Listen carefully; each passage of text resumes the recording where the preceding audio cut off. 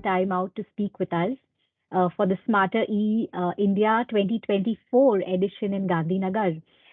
Just to give a brief background about your profile to our audience, I'd like to introduce you as the president of Customized Energy Solutions, president of the Indian Energy Storage Alliance, as well as a member of the Technical Advisory Committee for Energy Storage at Niti Aayog. So, sir, with your illustrious background and knowledge in the field of energy storage, if you can tell us briefly about this alliance that you have initiated, I suppose, roughly 10 years ago, and what are the opportunities opening up for Indian companies in the field of energy storage, especially manufacturing? Sure. So thank you very much, Annabelle. It's a pleasure to be again affiliated with the Smarter event, and this year especially joining as a partner for the Asia EV Expo. And to give you background for your audience, so again, Customized Energy Solutions is a global company headquartered in US. We are actually celebrating 25 years of Customized Energy Solutions this year. And I'm the president for India operations, as well as I lead the emerging technology consulting practice globally for company. We started working on energy storage way back in 2004 when Electric Power Research Institute in US approached us for collaborative work looking at how some of the advanced energy storage technologies can work in electricity markets. And since then, I ended up doing my PhD at Carnegie Mellon University, focusing on economics of energy storage, then served on board of director of US Energy Storage Association. And then when I moved back to India in 2010, I realized that opportunities for energy storage e-mobility in India were tremendous, but there was not clearly awareness about how fast these technologies were changing, how they can be applicable. Most common view used to be that, oh, it will take 2025 for these technologies to become mainstream in US and Europe. So maybe India should look at these technologies after 2035. Whereas I was convinced that similar to the experience from telecom sector, India need to leapfrog, and India should be actually lead the adoption, because the value proposition for these technologies in India was bigger as we were struggling with some of the supply chain issues with electricity sector and others. So with that, we created India Energy Storage Alliance in 2012 with just 5 members to start with. And now over last 12 years, thanks to the support from the industry as well as various key stakeholders, so the alliance has grown to more than 160 members. And within IESA, we have now created 4 sub-councils, because as with 160 members, to make sure that all of them are served properly. So we have created Stationary Energy Storage India Council, which focuses on grid scale energy storage, as well as commercial industrial customers behind the meter applications and mini grids or micro grids as focus areas. Then we have an India Electric Mobility Council, which specifically focuses on EV adoption, EV manufacturing, EV component manufacturing, and EV charging infrastructure. We have India Battery Manufacturing and Supply Chain Council, which is specifically focusing on the gigafactories and associated supply chain, where we don't want India to just get into battery manufacturing, but we think that India has a tremendous opportunity to become a global player for supply chain for materials like anode, cathode, or even precursors for that. And India has a very strong chemical manufacturing industry. And the last and latest council, which was added earlier this year, was India Green Hydrogen Council, because we also noticed that there was a lot of confusion in terms of how hydrogen store, green hydrogen and energy storage, other technologies such as batteries, are they competing with each other, or is there any difference? So we actually feel that there is a good synergy where green hydrogen is a great tool for decarbonization of hard to abate sectors such as industrial sectors like petroleum refining or fertilizer, or possibly even steel, cement, and other areas where otherwise traditional energy storage technologies cannot play a big role. But green hydrogen can help in utilizing renewable energy and decarbonizing this sector. So with this, basically, we have created these 4 sub-councils with IESA, and especially as IEMC will be taking lead in this partnership with Ms. Minchen for Asia EV Expo. That's fantastic. Rahulji, Dr. Rahul, I want to know from you, you have touched upon some, important aspects, which are the, categories within your association. Incidentally, these are also the, conference topics at Smarter India this Yes, year. yes, And I just want to draw your attention to the field of e-mobility. And we know that India is going to, emerge as one of the highest demand destinations for e-mobility, sure. but there are some, bottlenecks, as we say, with regard to energy storage and charging infrastructure, etc. So, can you share some initiatives or in what direction, India is headed in this field? Sure. So again, for e-mobility, perhaps this is a third attempt at the increasing e-mobility in India. So again, India went through where there was a early adoption of electric two-wheelers in early 2000s, where MNRE had started providing certain incentives. And that time, based on the technology availability, most of the electric two-wheelers were based on lead-acid batteries, mainly imported from China. But that time it was not well thought through business model, and many of the customers face problems with maintenance of that or replacing of the batteries, and that was not sustained. Then again in 2013, when the National Electric Mobility Task Force was set up, there was a initial effort made for creating a clear roadmap for e-mobility. And then once Modi ji came into power, and with Niti Aayog taking lead, the National Mission for Transformative Mobility was created in 2017-18, and that has actually helped in creating the like revamping the earlier initiative, which was called FAME, faster adoption and manufacturing of electric vehicles.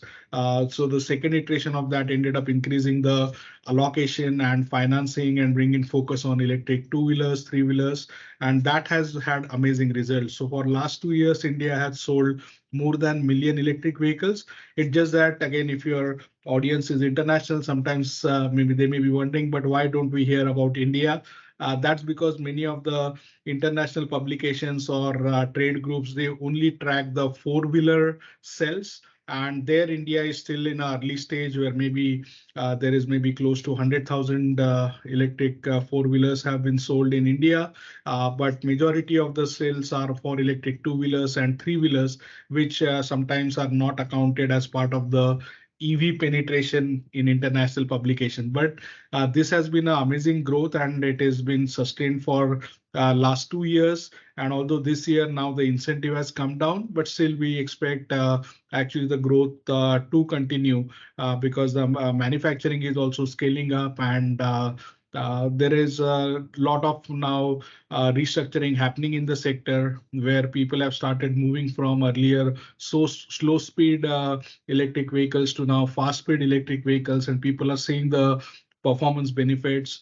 Um, there are a couple of issues which obviously people are we still need to work on, which includes electric charging infrastructure. And there are both efforts on the government side as well as on the private side.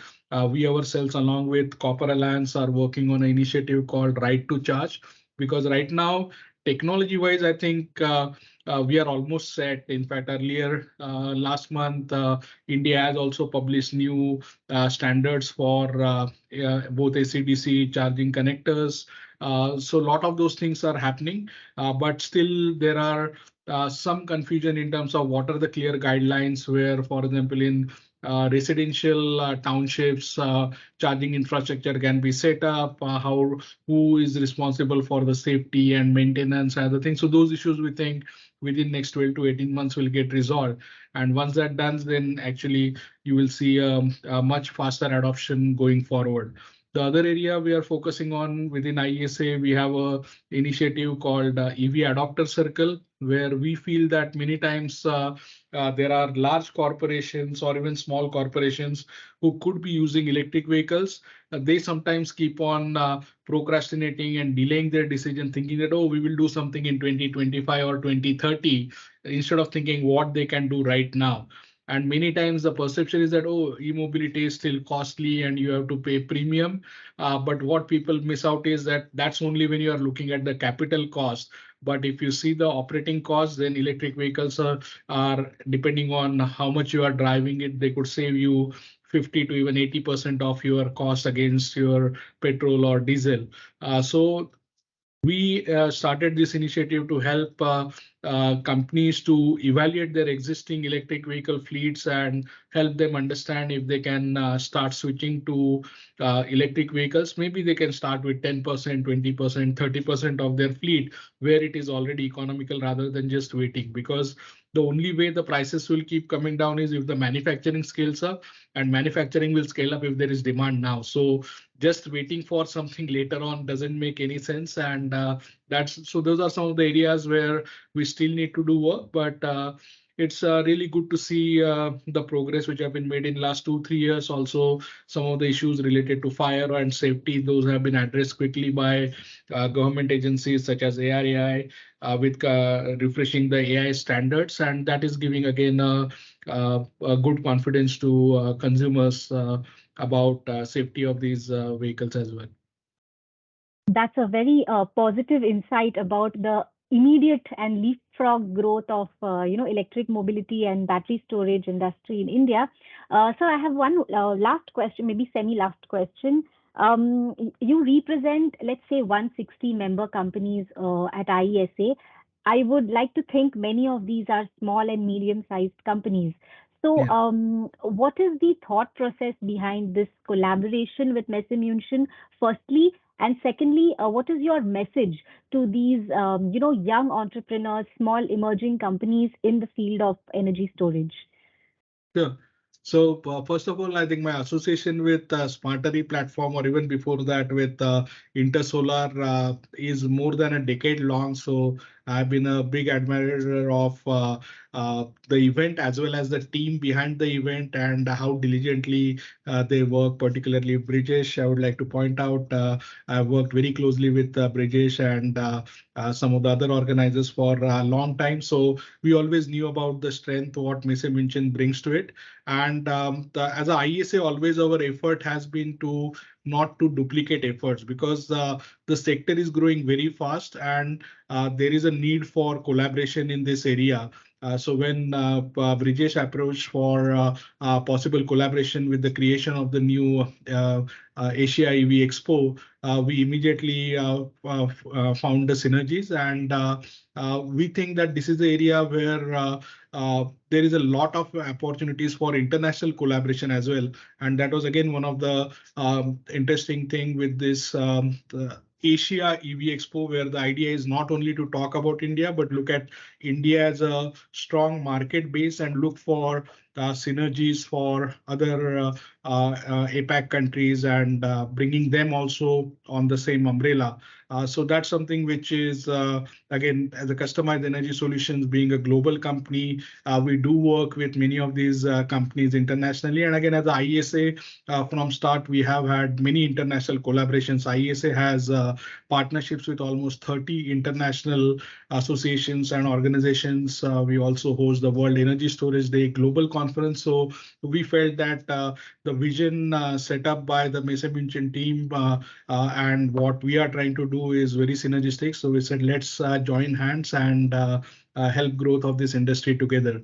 And there is again, the good part with this is that it is not only about the large OEMs, but there is a clear approach of targeting startups, early stage companies, even the component suppliers, even the electronic component suppliers, and the complete range of the ecosystem, and bring them together so that through this platform they can interact with each other, find out opportunities. So it's not about just finding out opportunities with visitors who are coming to the expo, but we do think that the way both our teams are putting in effort will bring together a lot of companies who will find out networking and business opportunities amongst them as well. So that's our overall plan, and uh, we are looking forward to executing on that. Wonderful. Dr. Rahul, thank you for these insights in this brief interview, and we are looking forward to hearing more from you at Gandhinagar during the show days, both in the exhibition halls and the conferences. Sure. So thank you for your participation. It's my pleasure and looking forward to visiting Gandhinagar again and being part of this event. Thank you. Thank you for your time, sir. Goodbye. Bye.